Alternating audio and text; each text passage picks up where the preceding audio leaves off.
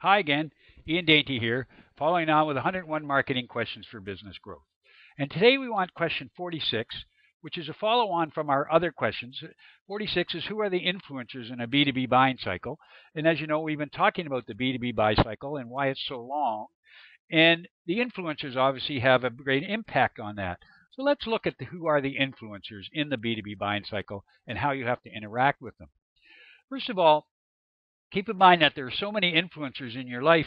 And if you have children, you know what a great impact they have or influence they have on you buying, particularly things like food as they get older, as they get into their tweens and teens, particularly, or even when they're even little children sometimes, 2 or 3 years old, they have impact because they're sitting in front of a TV all the time and they see these cereal commercials or whatever and what they want to buy. So children have a big influence. And so in a B2B buying situation, there are four influencers that will impact your particular proposal. First one is the check signer. We spell check that way in Canada if you're American, which is the old English. The English spell it that way. I think the Australians, etc., do too, all the Commonwealth people. But check signer is the person who has access to funds and can get funds if needed. So that's the important thing to understand. And this should be the first person you want to contact in any B2B situation if you can. Okay, you want to understand it could be the CEO or the CIO, but it's usually a C-level person who has access to extra funds and can actually say, yes, I'll write the check for that to move ahead. Now, there may not be a check or whatever, but understand that that's who it is. Okay, it's the buyer, as they call it, but it's the buying influencer. That's the check signer. The other one that has a big, obviously, influence in what you do is the users, and the check signer will always talk to the users too. We'll talk to all four groups. So the users are the ones that will use your product or service or that you'll interface with all the time. You'll implement whatever you're doing within their user group. You'll be interfacing with them if you're a service provider or a product all the time you are working through this and helping them use your product or service or working with them to deliver that product or service within the organization. So they're important too, and you should always be in touch with that. Again, if you've got a software product, you got to know the CIO.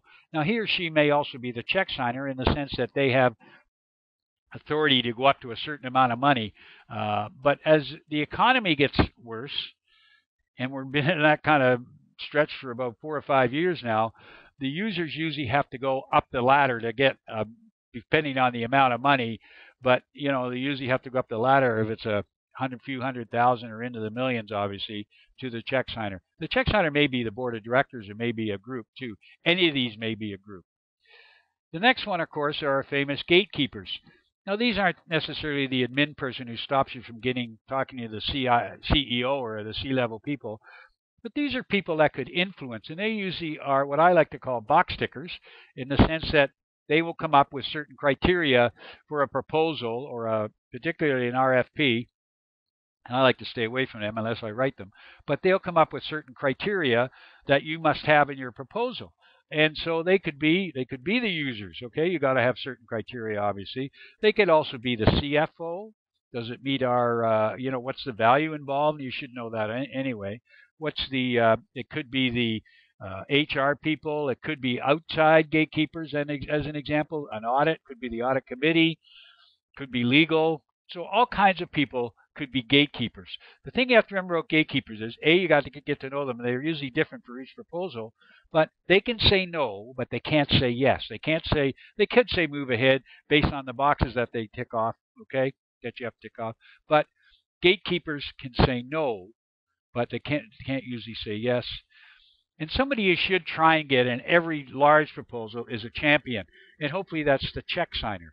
Again, the check signer is the first person you should contact, and if it's a champion outside, like a consultant, or maybe even somebody inside your own business, maybe your CEO, or maybe somebody who's had an influence in that organization before and has moved up in your organization or moved somewhere else, could have an influence on how you do within your prospect or client's organization. So find out who the champions are, and then use them to help you get inside and to help you move your proposal along. If you need any more information on this, please let me know. You can always contact me at Ian at b2bbusinesscoach.com or give me a call, email. And please pass this, please like this so that colleagues and other people can see that understand what these are. And if you have any comments, good, bad, or indifferent, please put them below, and I appreciate them. And please send me your questions, other questions that I'm not answering. Thanks a lot. Until next time.